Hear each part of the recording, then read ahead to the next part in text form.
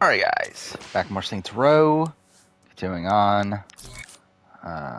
Next mission. Don't really care, just want to finish this game. Just got word. Marshall's money train is heading into town. Ready for the great train robbery? Calvin and Wally. We'll meet him at the graveyard, pick up the hover bikes, and go make some bank. I guess. I don't know what any of these are. Health upgrade. Okay, that looks ridiculous. Whatever. Alright, where are we going? That's kind of far, isn't it?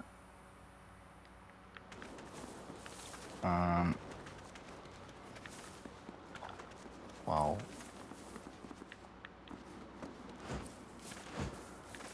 Shit. Okay, cool.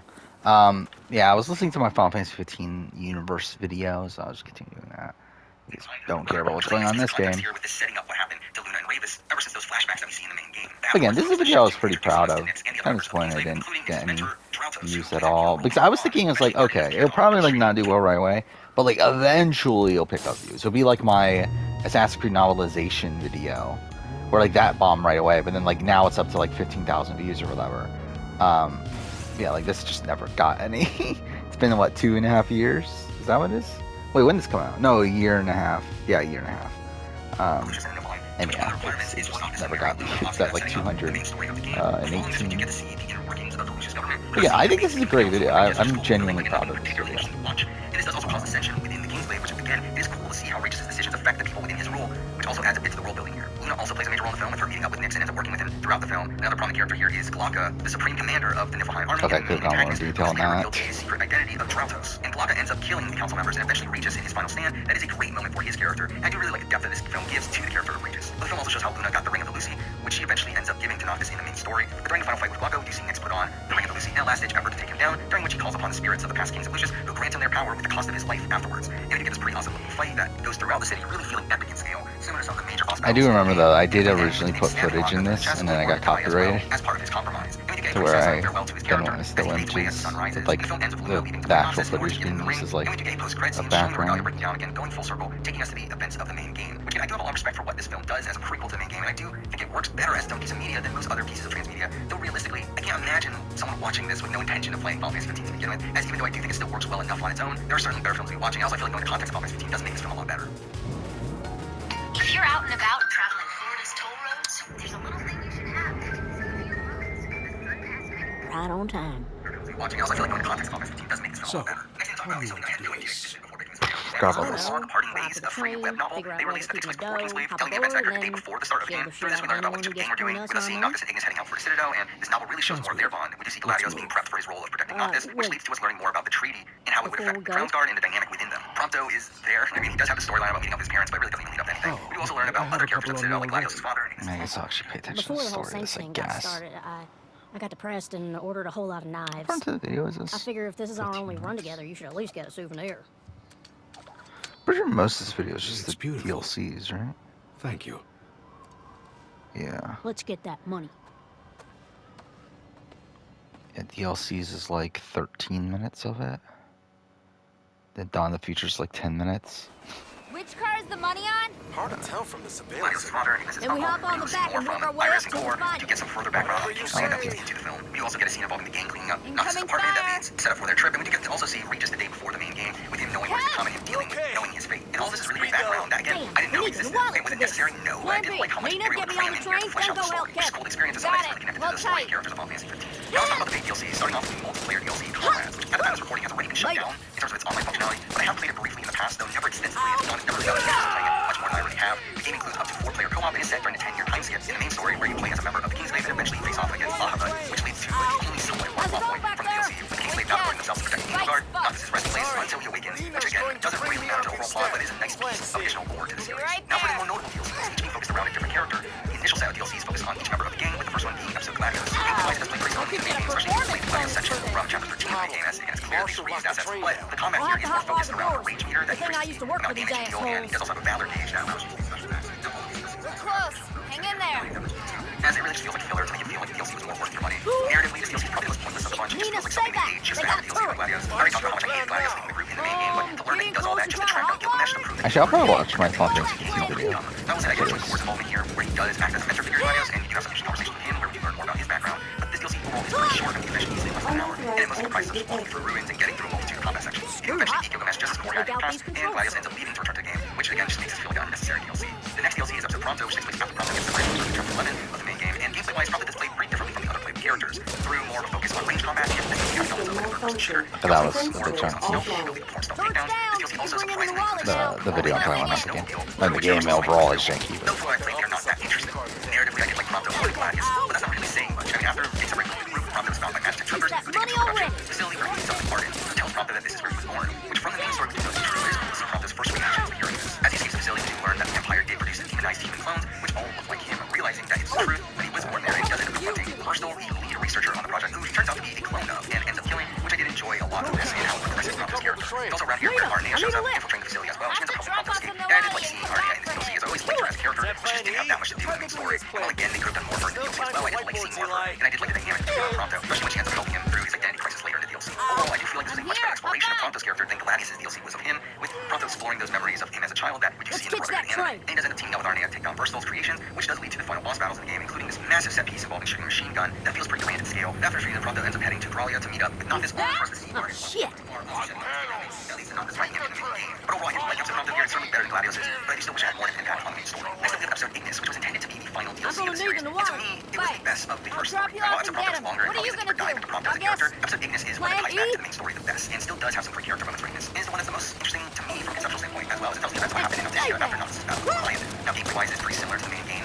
Obviously, Ignis has some quirks. The combat uses spell daggers, which are melee weapons powered by fire, ice, or lightning magic. We can change between them during combat, which adds a level of variety there. Now, while this DLC is linear, does take place around the Fire City of Althea, which again makes this DLC feel pretty grand in scale, despite the fact that it is a short, linear experience. What? Again, this fills in the gaps between chapters 9 and 10, with Ignis getting separated from the game, and out to rescue Noctis, and along the way teams up with Ravus as he What was that? Luna. And I did like having more Ravus here. Again, I feel like he's another one of these side characters that doesn't have that much to do in the main story. But eventually, Ignis is shown a vision of Noctis in the future, having become the true king, and knowing that Noctis will die to save the world, which is a cool scene that recontextualizes Ignis' character in the main game. But eventually, Ignis and Ravus find Noctis unconscious and Luna dead, leading to a boss battle between Ignis and Ravus, and all that up into the final boss of the DLC against Arden, during which Ignis ends up using the ring of the Lucy, giving him extra powers during this final fight. But as a result of using the ring, he ends up losing his eyesight. He gets a huge scar across his face, with his flame after Ignis by the time we see him again in the main story in chapter 10. Where again, we see him already injured there, but don't really get much explanation of how it happened. And again, pretty great post-credit scene showing the conversation between Ignis and Noctis after the time skip, which does feel like a pretty fitting and emotional farewell to the two characters. Now, there's also a non-canon alternate ending here, where you can choose to side with Arden for the boss battle, and if you do, Ignis can begin to Technotis Keep, where he finds a crystal and he gets the combination of Arden and Ravus using the ring of Lucy, which means that both choices essentially lead to similar outcomes. But in this outcome, instead of just losing his eyesight, Ignis ends up losing his life instead, and as he starts to die, Noctis in the game ends up finding him, and ends up playing out similarly to how end of chapter 13 did, where Noctis ends up entering the crystal, and Ignis ends up getting revived by the crystal, and we still get the time skip where the events again still happen similarly, but this time Ravus is still alive, and helps them take down Arden with Noctis surviving the final battle. As well, and really all this I feel like is so much less impactful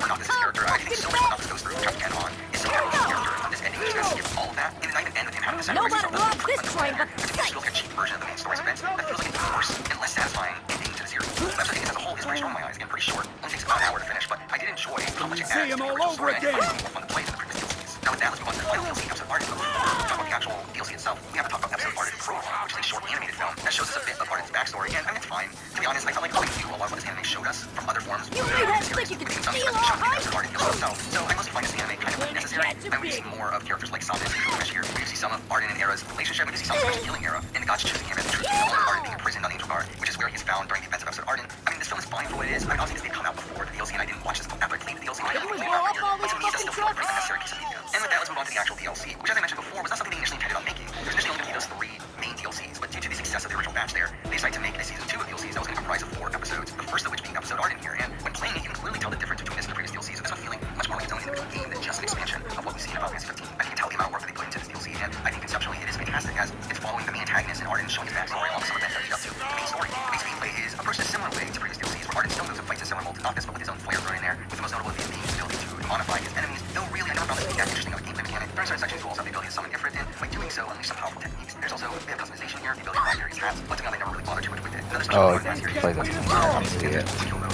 where he unleashes more powerful melee attacks, though if you die in this mode, you actually end up having a game over. So most of the time I did end up just reverting back to my normal mode by using some sort of item. Now, like some this does have a very small open world that you can explore, that being the city of Insomnia, which is cool, but also strangely playing as the main antagonist as he playfully roams around the main character's hometown with the intention of destroying it. And from a narrative perspective, episode Arden is clearly the DLC that is the most impressive in scope, with it jumping around for time periods, telling the story of Arden over the course of different points of his life, unlike the other DLCs which are mostly focused around a singular event. The DLC does start giving his res with Arden arriving in Insomnia as he starts his assault on the city. You follow that up with a short flashback showing his relationship with era, with us then being thrown into the year 721, 13 years, 35 years before the events of the main story, where we see Arden being freed by Personal after 2,000 years of captivity. And while getting escorted out there, we get our first combat section with some Lucian guards, where he discovers his ability to demonify his enemies, which was a really cool way to teach us some new mechanics.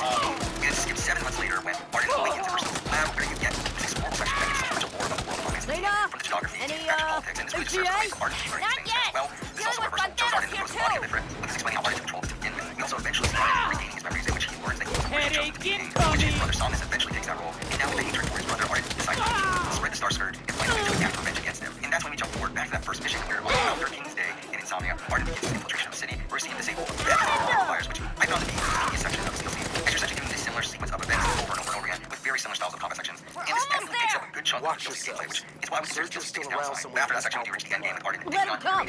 I'm past ready to boss battle that turd bucket. And we have our final boss battle with his Lucy form. And I did like seeing more of the dynamic between these two, considering how integral it is to Arden's character motivations. But after defeating Samus, Arden decides to try to kill Regis as well until he is stopped by Bahamut, who commands him to cover the world in darkness and allow itself to be killed by the True King, which we obviously see in the story of the main game. Though here, Arden gets the option of submitting or resisting his fate. But the choice itself doesn't really matter in the DLC here, but this really sets up his motivations for his actions over the course of the main game. It is a good exploration of Arden's character. And gameplay-wise, it is my favorite DLC in the world. I didn't really respect their going from here, especially toward the end. And with that, we're down to the bottom. So, Dawn of the Future's last. I love Dawn of the Future. Like, it isn't like as good technically, but I just love it conceptually though. I love that they like actually bothered to go out of the way to make it.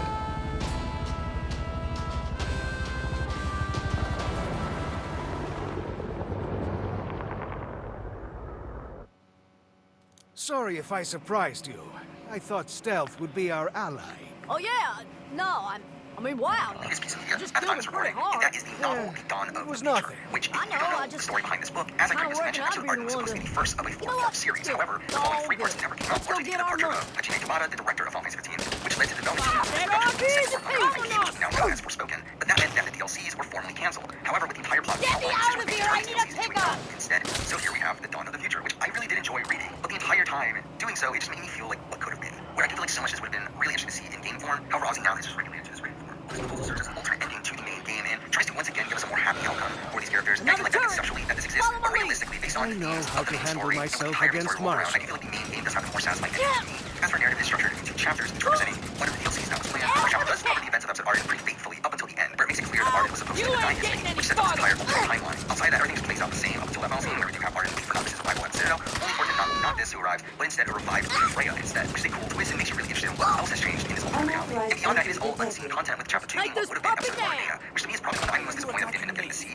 As again, I really like Armenia, but we just don't see much of her, so to have a full DLC surrounding her would have been really interesting. But it's obviously here just in written form. It does pick up immediately after events of Altissia, with her leading a cleanup effort in Altissia with Biggs and Wedge, and she ends up returning to Corellia, which has been taken over by Arden, and she helps refugees escape the city. She has the task of taking care of a young girl who was escorted out of the city by the late Emperor, How and through this we fucking learn more long about is Armenia's this? childhood with her village being destroyed by demons, and she was left to look over the other children I while the could see adults the defended the church from village, up which is a here. nice piece of background to learn about her character, though I personally prefer this more. But Arden and the girl arrive in Tenebrae, where she learns that the girl is the Emperor's secret granddaughter named Solara. And the end of the chapter, skipping forward 10 years to find out that Solara has become a demon hunter under Arnia's tutelage. And with that, we get to chapter 3, which is meant to be episode of Freya, where we see Luna getting revived during the 10-year time skip and being attacked by demons, where she learns that she has a new ability that allows her to absorb the demons, which I'm pretty sure would have been her mechanic in the game version of the game if it was ever made, for you to utilize in combat. But here she has ended up meeting up with Solara, who reveals to her that Noctis disappeared 10 years ago, leading to her trying to contact him, only to find out that she can't at this time. She then gets a dream with Bahamut contacting her, telling her that her new calling is to defeat Arden, who has become stronger than what the Ring of the Lucy would be able to purge, and she agrees to this deal under the context of her being able to save Noctis. Afterwards, Luna gets a new black outfit, which I do like the symbolism of it now mirroring Noctis's, and she ends up going on a road trip with Soul to find Overboard to head back to Insomnia,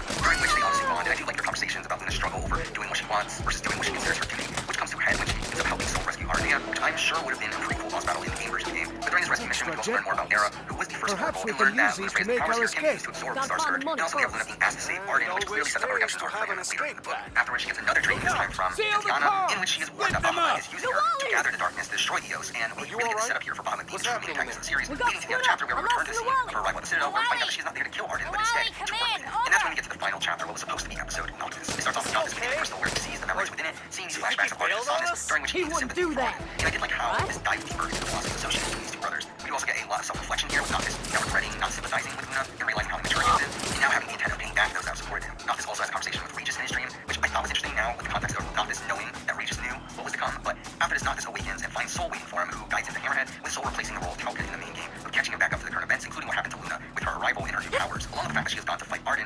stops, he leaves to go after her, this time without the help of his friends, which is the point where I kind of realized probably what my major point with this alternate ending, with there being a complete lack of camaraderie between Noctis and his friends, which was so integral to the main story. Instead, making the story more so based around Noctis and Luna's relationship, making that the more story in the game, which I think was the case in the game. I'm not saying that the story that something else is bad, I just think that thematically the connection to the rest of the series isn't quite there. Back in Citadel, we do find out that Arden refuses to work with Luna, intends summoning Ifrit, only for her to take control of Ifrit herself, but turning into a demon as a consequence, to which Bahamut appears with their Noctis plan to destroy the He raises the Citadel in the air, to which Arden and Noctis follow, and are helped by the arrival of Noctis' friends. Arden ends up asking Noctis to bring him to Lucy, in turn revealing his plan to destroy Bahamut in the Beyond, which gets sets up the production arc. Before that, Arden does want a battle of kings, which also would just been a boss battle between Noctis and Arden, why not, I guess. But Noctis ends up defeating him anyway, and ends up sparing his life, leading to Arden admitting that Noctis is truly worthy of being the true king, which I do think is a satisfying conclusion to their conflict. Afterwards, Noctis goes to the roof where he rescues Luna, with them getting a solid reunion, with Luna declaring her wish to live for something more than just fulfilling her duty. Again, nicely following up on her arc, we also have Noctis going on to take on Bahamut, and is able to defeat him with the help of the other Astrals. Meanwhile, Arden essentially takes Noctis' place on the throne, sacrificing himself, going into the Beyond, and using the Ring of the Lucy to defeat Bahamut there, and in turn causing his own soul to vanish, a satisfying end to his arc over the course of this narrative. And essentially getting happily ever after here, with Regis narrating an epilogue. What? This will move up. Yeah, it like. End up getting married in Altisia, and a great ending for the characters of Noctis and Luna in concept. But I feel like the original ending fit the themes of the series a lot more. I mean, I do respect that they took the time to write this long of what is essentially an alternate ending, just to give these characters a happy ending, though it doesn't work as well for me. And despite me liking a lot of the concepts here, I do like the Arden gets a redemption arc. I do like Bahamut being the final antagonist. I do like the further background on characters like Arden, Somnus, and Arnea. And I do like the roles that Luna and Noctis play here.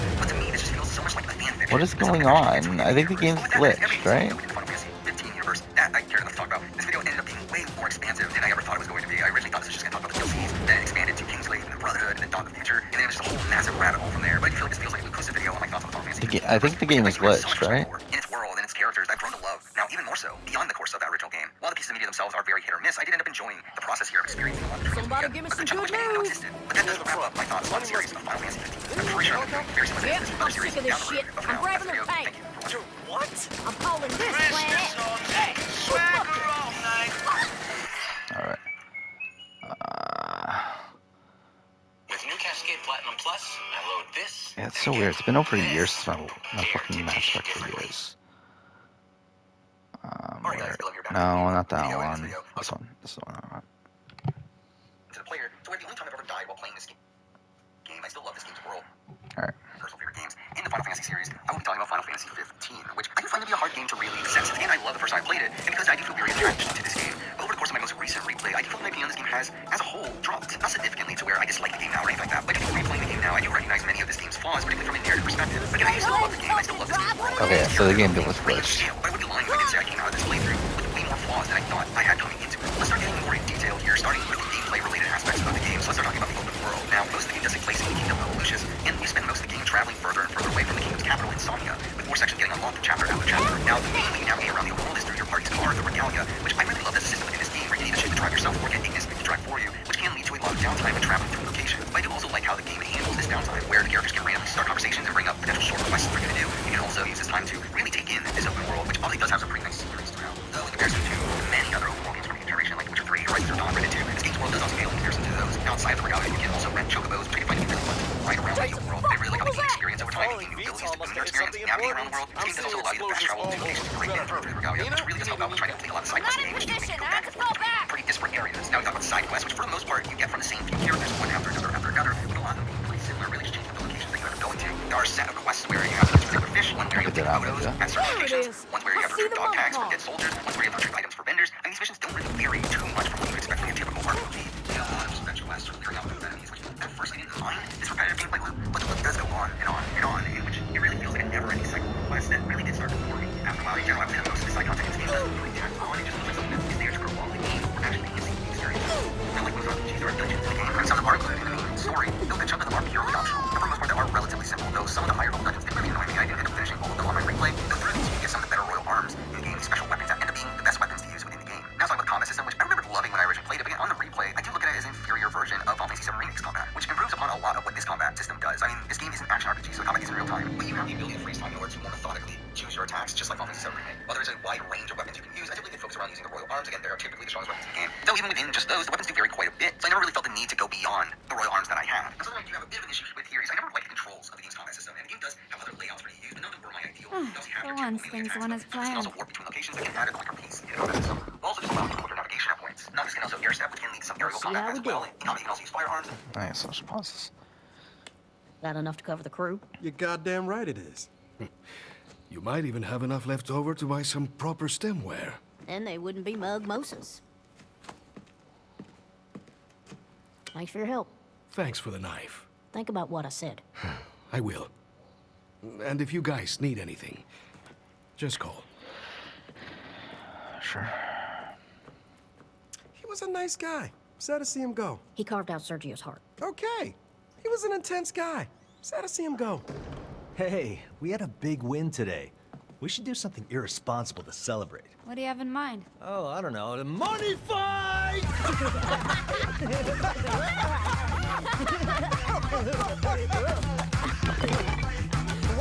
Whoa. Slow down there, buddy. Okay. We'd almost kill Kev. I was in the moment. You dumb son of a bitch. I am so sorry, Kevin. Buy me a stand mixer and all is forgiven. Deal.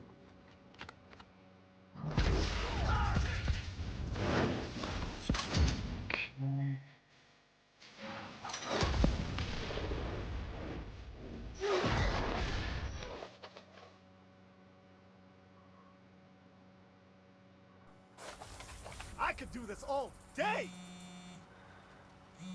To be honest, I never really dabbled too much with it. You can also use magic, which is treated a bit differently here than it is in other Final Fantasy games, where in the world you can absorb these elemental magics like fire, ice, and electricity, and then using those magics you can craft magic attacks that you end up equipping and using as weapons, which I think is an interesting way to approach magic in this game, though I do still prefer the older school format that I can see used in a very similar combat system in FF7 Remake, which I do think just works better in that game. Again, another strange thing about this game's combat is how the HP system is handled, where you constantly use your health if you move, right? Los Panteros are in total confusion now that Sergio's dead. Where you can't attack or We use broke their abilities until your health has been Couldn't restored, happen to a bigger bunch of assholes. But while in this mode, your max Hardly HP does start any to of them in decrease, the and if that streets reaches right zero, now. you will get knocked out to where you can only be revived by revival items. This Now, if is you're a knocked chance out to for too really long, take you'll a eventually bite die. out That's of a their lot of safety nets territory. given to Kick the 'em player when to they're where you down, don't ever you died while playing this game. Steel And then when I toe did so on boots. purpose just to figure out how the I mean, system if you works, decide well, to you might go get into for it. encounters that would require you to use a number of recovery items. It would take a lot for you to actually die during the actual combat section, which I don't Yeah, personally okay. mind, but it does kind of take away from the challenge of the game, especially I'll because head back even to if the you don't barn. have the items that you need, your party members can also rescue you at points. So again, like, I actually feel like in general, combat system in this game is pretty Okay. easy, to which, depending on the type of person We you are, got the I can see that being name, a massive we complaint got the with this game's space, gameplay. Now, we speaking got of the logo, we got the employees, And we got the fucking money. Yeah! Morning, Dad. which means there's one thing left to do. A massive complaint with this game's gameplay. Now, speaking How do we make a statement? Well, we just robbed a money train and killed Sergio in a particularly horrific fashion. Oh, so you ripped out Sergio's heart. I was there for moral support. It doesn't matter, because word on the street is that the Nawali was a one-man wrecking crew. The Saints didn't get any shine from the heist. So, we're gonna need something that establishes us as an institution. All right, so we need to do something that says, we're not going anywhere, come at us. Exactly. We steal the Hummingbird Codex. Marshall wanted to protect it. Panteros and the Idols wanted to steal it. And if it wasn't for that fucking book, we wouldn't have formed the Saints. It should be ours. I like it. How do we do it? I mean, I figured we'd just go in with a bunch of guns and kill the shit out of everybody. But if we want to do some heist movie stuff, I can work with that. Yeah, That's guns cool. work. Sounds good.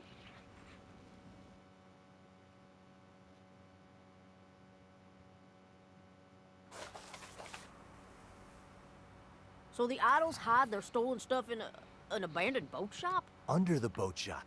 your party members, they do also play a major role in the combat system, obviously assisting you when you're in danger. You can also command them to do special attacks that you can later follow up on by finishing quick time events, which are beneficial, especially against stronger enemies within the game. And overall, the use of your party members in the combat system really does go along with the themes of friendship and brotherhood that this game's story revolves around. Though I will say that I was disappointed that you don't actually ever get to play as your party members. Unlike FF7 Remake, where in that game, when you switch between characters, you actually play as those characters. Here, you can only actually ever play as Noctis, and only going to these other characters for special attacks, to where you just see them play out their animations instead of actually getting to play as summons to return for this game as well, though, to be honest, I don't really remember many times outside the main story where I would have the opportunity to actually use them. Now again, this is an RPG, so there's a leveling system in this game, and through that you do get ability points that you use in the Ascension grid, which I never particularly liked the system. To me, it just felt overly complicated with there being like 9 different skill trees, and the amount of points needing to upgrade things varied greatly, to where, to be honest, I actually didn't focus on it too much on my replay. And to be fair, a lot of that came from the luxury of me playing my latest playthrough on New Game Plus. Right there, which why functions didn't you how I load? typically want a New Game Plus to function. Like, I never liked forced level scaling in New Game Pluses, which I know many other games do. For me, the fun of New Game Plus is being able to slaughter your way through enemies without any real difficulty, and that was something I did find fun on the replay of this game. Now, the game does also have a day and night cycle, which is pretty important to the gameplay, as during nights, demons will roam the open world and typically make navigation at night a pain, especially because initially you can't autopilot the regalia at night. Now, this also affects the fishing system, which I never liked the fishing section of the game, though it is entirely optional here. But trying to do every side quest in the game does lead to you wasting a lot of time trying to get the fishing spots at the right time so you can find the fish that you need. The day and night cycle also affects how you level up in the game, as whenever you get XP, it accumulates, but it doesn't actually get added to your character right away. Instead, you have to rest at a camp, What and the you heck? get XP bonuses before the XP is actually tallied. You can also get other status boosts in the game through eating meals at camps or restaurants, but I didn't really focus on that too much in my most recent replay, though I did like the varying number of options that the game gives you in dealing with these systems within the game. Now, that is most of what I have to say about the gameplay. Now let's talk about the narrative, which again, I stated this earlier, I really love the world building and the lore of this game. I really love learning about the backstories of these major factions in the world and the politics revolving around them. I do love the main characters. I mean, not this character, I really loved my initial playthrough, and I still enjoy his arc as well, with it really encapsulating the themes of friendship and destiny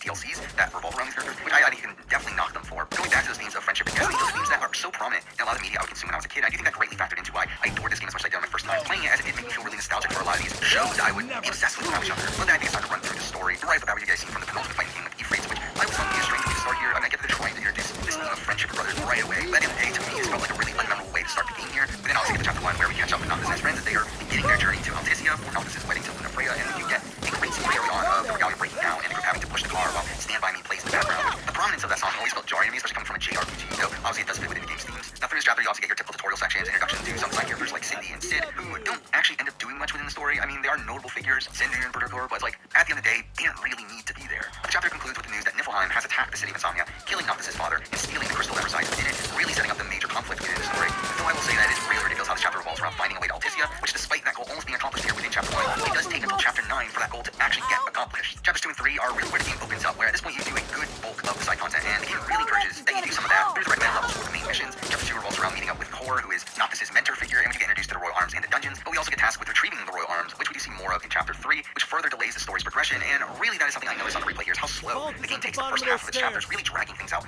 unpurposely in my eyes, while the back sections of the game are really rushed narratively. Now chapter 3 does introduce us to Solemn, which is the largest city in the open world, and through this we do get introduced to characters like Talcott and Iris, with Iris being Gladius' sister, and I did find her interaction with Noctis to be really bizarre, considering she's clearly underage. Having going on a date around the city just felt bizarre. Now chapter 4 is a bit more streamlined, with it mostly revolving around our first interaction with Arden, who does end up becoming the game's main antagonist. It's a character I really do love. Like, I love his backstory that obviously doesn't get revealed until later, but him being this long-lost ancestor of Noctis that got betrayed by his brother, and through that has this vendetta against the Callan family. I think that's a really great backstory, and I really love this like playfully menacing vibe that he exudes as well. As for the actual gameplay in chapter 4, I did find the driving section where Oh wow, I really skipped through those first 3 chapters, didn't I? There's a pretty cool set piece, though. Not there's that much going on there anyway, but it's funny, I skipped through that. Bashing on him when he's not. And also from a technical standpoint, there's a lot of like clipping through things through a section that does kind of take you out of that points. Chapter 5 was one that I completely forgot about, if I'm being honest, but on the replay I found it to just be kind of annoying to play, where the Regalia has been taken by the Empire, so you have to spend the entire chapter on foot or on Chocobo, and it's literally just running around the map to touch these runestones, and all this just felt like filler that technically completes another trial that Noctis needed to complete, but it mostly felt pointless to me. The chapter ends with us infiltrating the stronghold where the Regalia is being held, and here we get our first interaction with Ravus, Luna's brother, who is seemingly set up as this major rival figure within the story, though he doesn't really get much to actually do.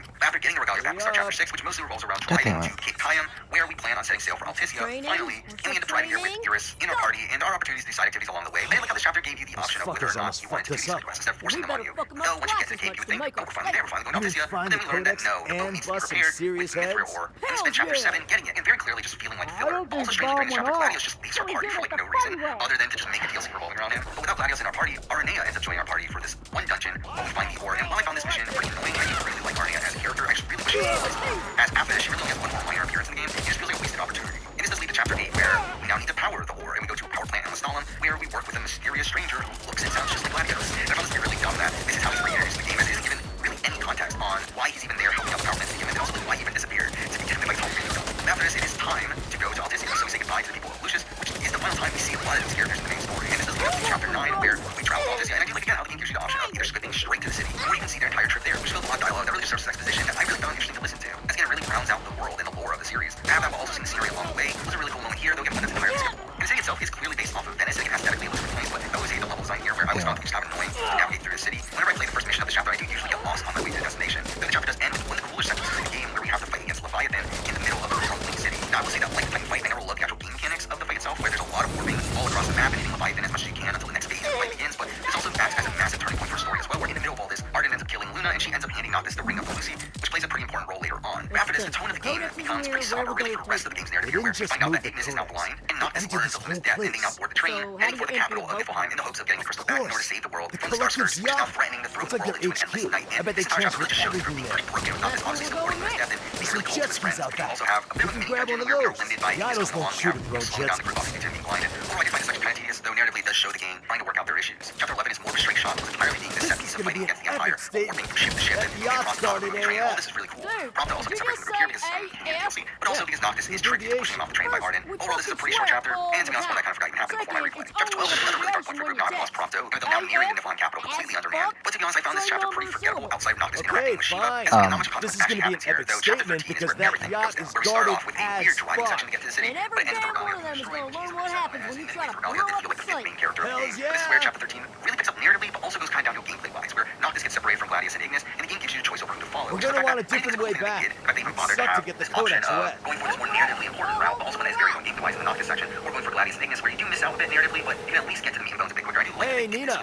Can you send a helicopter to pick us up from the Collective's yacht? If you follow Gladius, you also play a sandwich section into being pretty short and relatively easy. 100% for the sake of the narrative, the Noctis path is the better option. The problem is, again, it's a We can use those ramps to get onto the yacht. Weapons and only being left with the Ring of Lucy, which is actually pretty powerful, but it really only drains HP from enemies. And when you're facing off against more than one or two enemies, it can become a bit overwhelming. Also, most of the section does revolve around just walking down narrow corridors all alone while Arden is intimidating you through the intercom. It really makes for a really tedious, hours worth of gameplay here. Okay, I do love what it does for Noctis' character. We didn't really have to face his demons, his guilt for what happened to Prompto, and having to be separated from his friends. But eventually we do regroup and end up rescuing Prompto. We're doing some pretty big battles with a mutated Ravus and the Emperor, both of which now have been turned into demons. But the fight eventually gets too overwhelming to where Noctis has to go on his own to get the crystal, only for him to be absorbed by it. And before that, we do hear about Arden's backstory. We do get this pretty cool sequence of the other three trying to fight against Arden for failing, and then we cut to Noctis where he interacts with the god Baphomet, who ends up telling him that he is the prophesied true king and that he will end the Star Scourge. And all of this is really great. All this is a really great setup for the final chapter in the game, where now we know Arden and his motivation. We know Noctis' true role in all this, and that leads us to chapter 14, where we cut to 10 years later with Noctis finally returning to the ship. I always love the time skip here. While I don't feel like the narrative takes full advantage of it, I do think it adds to the grand scale of the narrative that this game tries to tell. After fighting some demons along the road, Noctis is found by Talcott, where we ride to Hammerhead while getting a lot of exposition about what has happened over the course of the last 10 years. We eventually regroup with Gladius, Ignis, and Prompto and return to Insomnia for the final section of the game, where we have to take on Arden. And I do think conceptually this is a really cool final mission,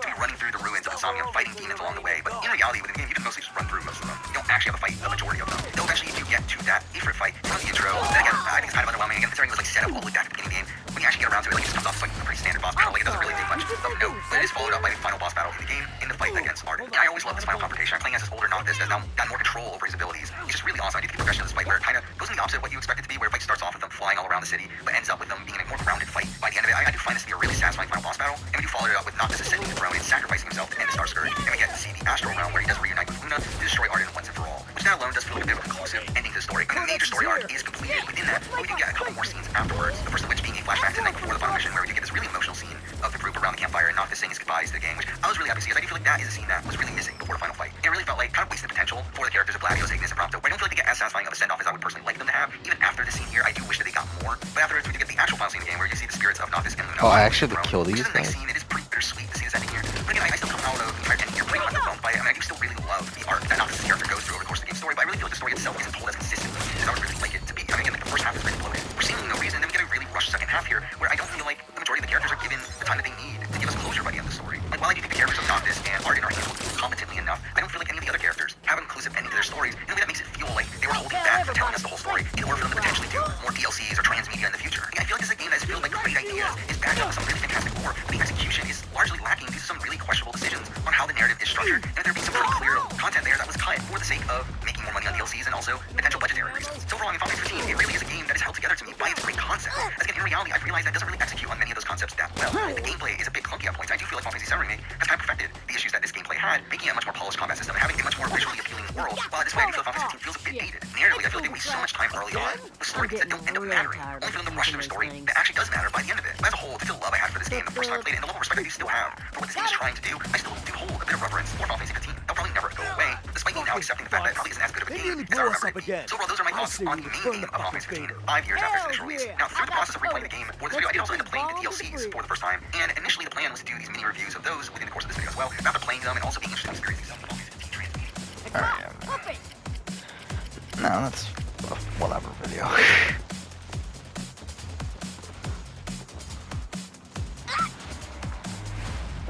We got the Codex, planted a bomb, and are gonna get away clean on our own helicopter.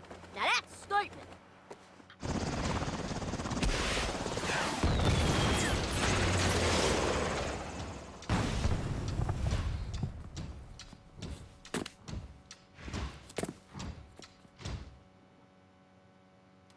Hey, Kev, did we just trap ourselves on a boat with a live bomb and a bunch of angry idols? Hell. Yeah. Oh, stuff your helmet and hang it on the wall. Actually, you know what?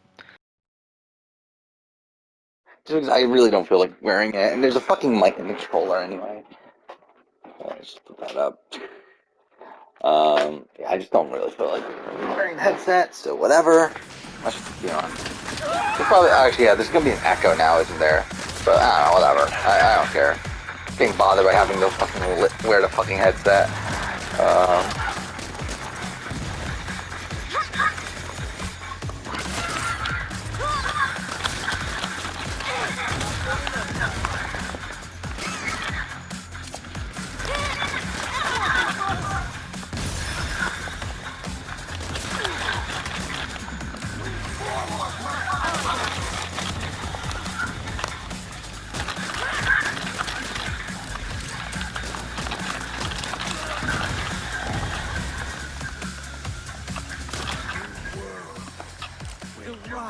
Oh, fuck, there's one more.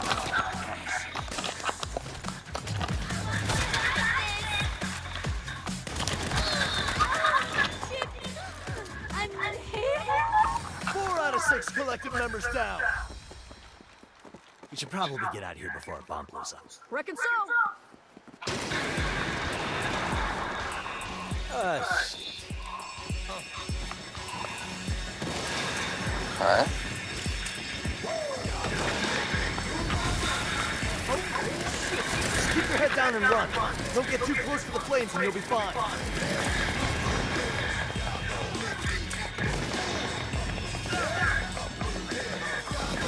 Let's grab that speedboat.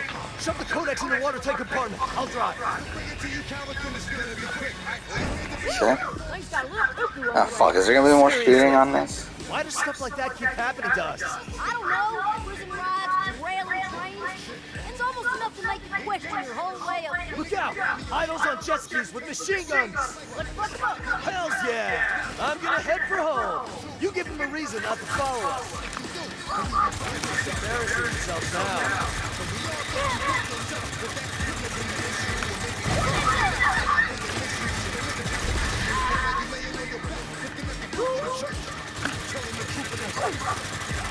Oh yeah, losers!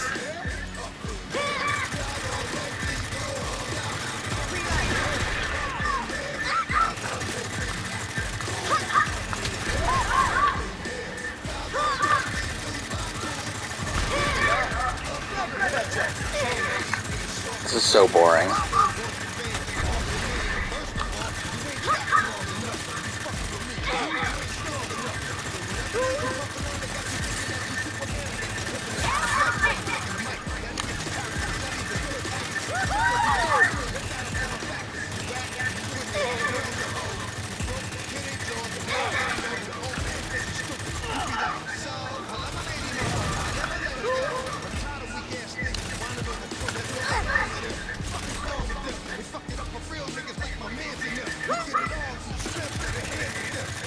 Dude, this is so boring. How is this still going on?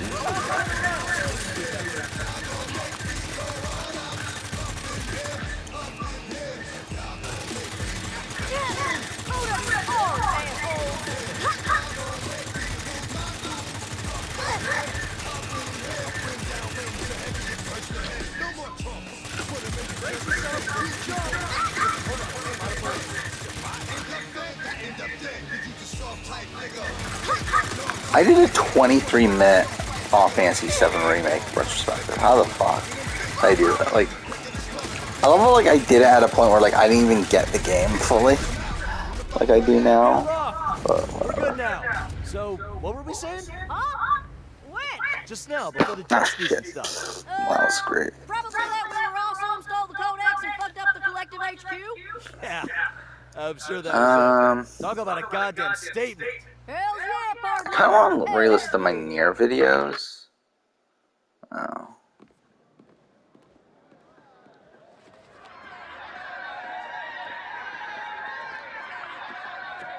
Who messes with the Saints? No one! I said, who messes with the Saints? No one! You're goddamn right, no one. The Saints aren't a flash in the pan. We're here to stay.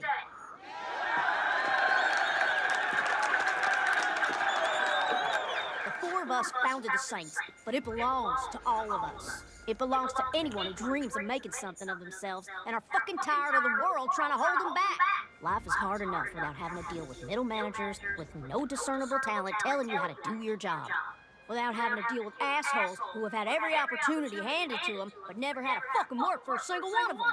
Without being told that your time will come. You just have to wait. Be patient. Well, let me tell you something. We're fucking done waiting.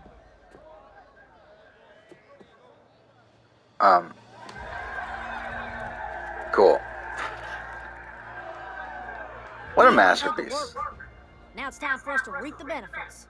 Kev, I think it's time you throw us a hell of a party.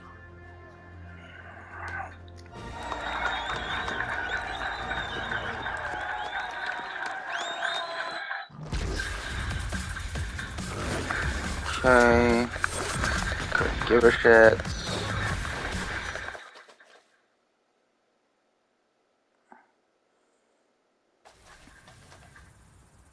What's good? Alright. Unless there's more? No? Okay. So we'll do at least one more after this. We'll see. How much more though. Yeah, thanks for watching.